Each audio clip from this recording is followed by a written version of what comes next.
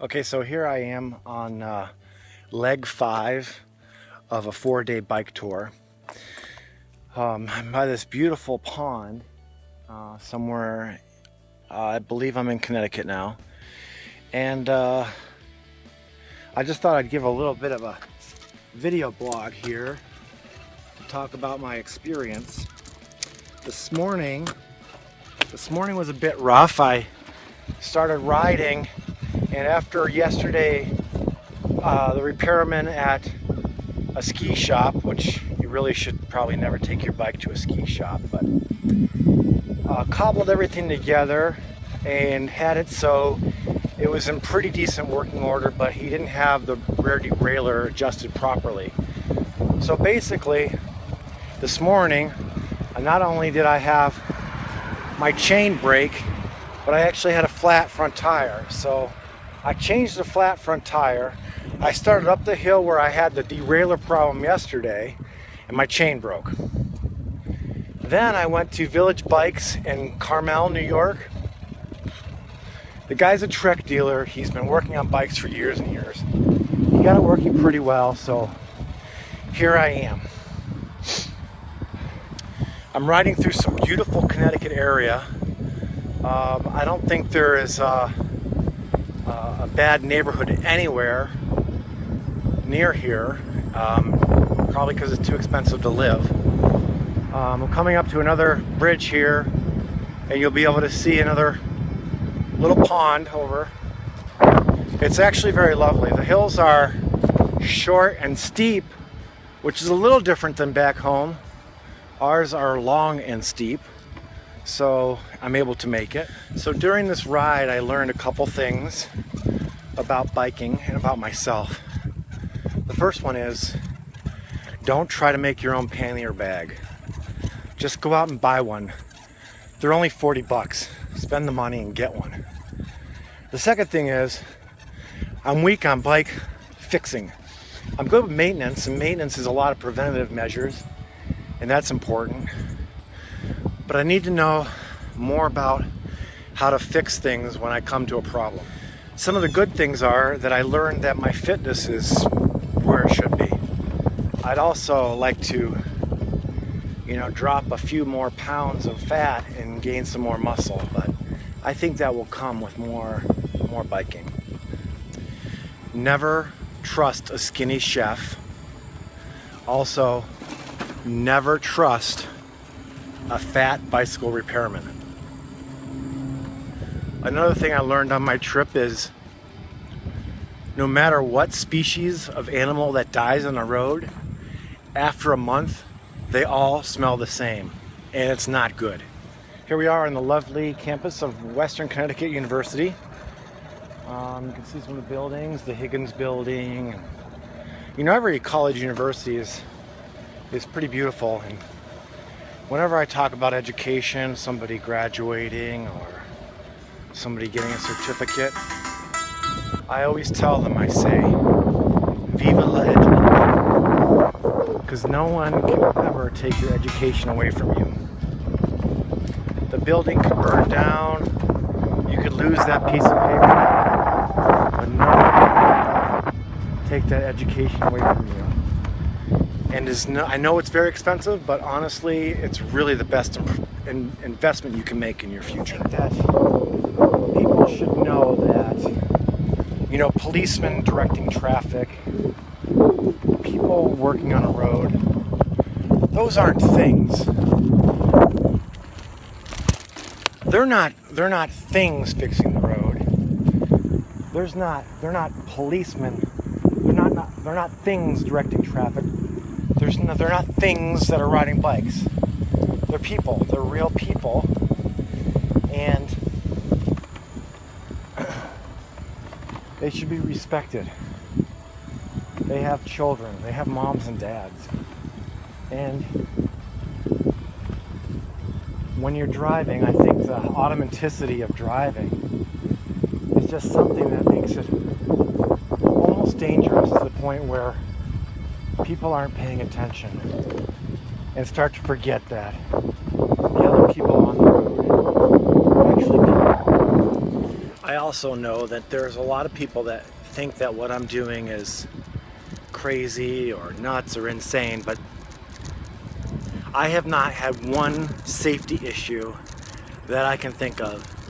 And so the main reason people don't ride their bikes or don't cycle is because they're concerned about safety issues. And I really just feel after these 5 days of riding that it's a perception issue. You perceive that it's not safe. You hear about the unsafeness. And it slants your perception into something that's not necessarily reality.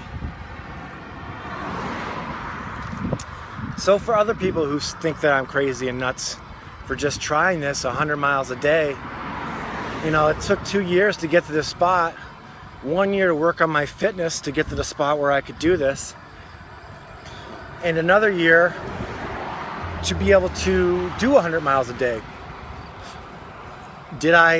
Was my training exactly where I wanted it to be? No, it wasn't. It really wasn't. I'd only done one 100-mile day, and I really wanted to do 2 days back to back as part of my training, but I never got a chance to do that, but I went for it anyways. And I think I was right. I was definitely right. Now, if you still think I'm crazy after all of that, I've got to tell you that Dr. Sir Edmund Hillary, his whole thing for climbing Mount Everest and his excuse that lasted for 100 years was, when he was asked, why did you climb Mount Everest? He would say, because it was there. And really, that's all about challenging yourself. Think about that statement, because it was there. That's really just a challenge, to challenge yourself. Challenges aren't something that's supposed to be easy. Challenges are supposed to be obstacles that are overcome. And there's a fine balance between making something that's too easy and making something that's too hard. And if you are either way, you're not making a good goal. So the reason I did this is because it was there. Two things about cycling that I'd really like to go in more depth about is the idea that the bicycle is the perfect melding of man and machine.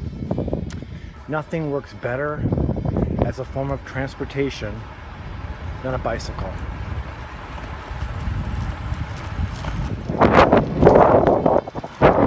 And the second thing is, like, when you're biking, you see something, you see Turn right things, onto Obtuse Road South. you see something different than you would driving in the car or riding. Just think about it. If you were crawling on this road right now, you'd see totally different things than if you were riding a bike on this road, or if you were walking on this road, or if you weren't doing this video and paying attention on this road. And if you're driving, you miss a lot. The cycling is the perfect compromise of scenery change, exercise, and just overall enjoyment. So I would say on these 4 days, well, 5 days, Turn left onto Lake George Road. 380 miles, I would say that I've seen things and noticed things that people have never seen or noticed before because I rode my bike. Here I am on Lake George Road. This is the road to my parents' house. Well, this is the road to my parents' house. And so I'm probably about 600 yards from their house. Before I get to my parents' house, I have to say some thank yous.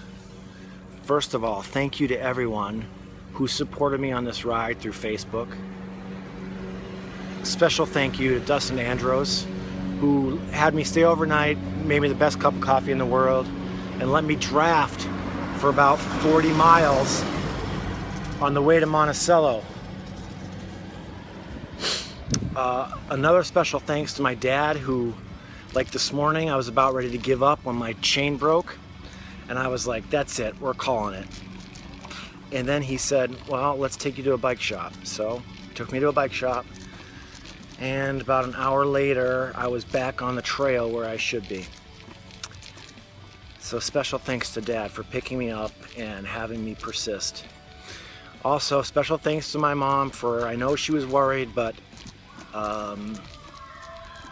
that's what parents do. That's fine. I get it. I have my own kids. I understand that people worry. And lastly, I want to thank my 2 kids, Preston and Maddie. I know they didn't do much for this, but for my training, I was away a lot.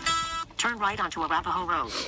And they're older now and they don't need me as much, but I'm sure they do miss me. They probably wouldn't tell me, but I'm sure they would miss me. And the last special thank you is to my wife, who didn't think I was crazy. She understands that she married an adventurer and someone who just has to do what he has to do, and I appreciate her for that. She never had faith that I wouldn't make it. And Route complete. that's the chime that my ride is complete. And so here's my parents' house. I'm thrilled. I made it. And my family's here too, which is important. That's their car. That's the house.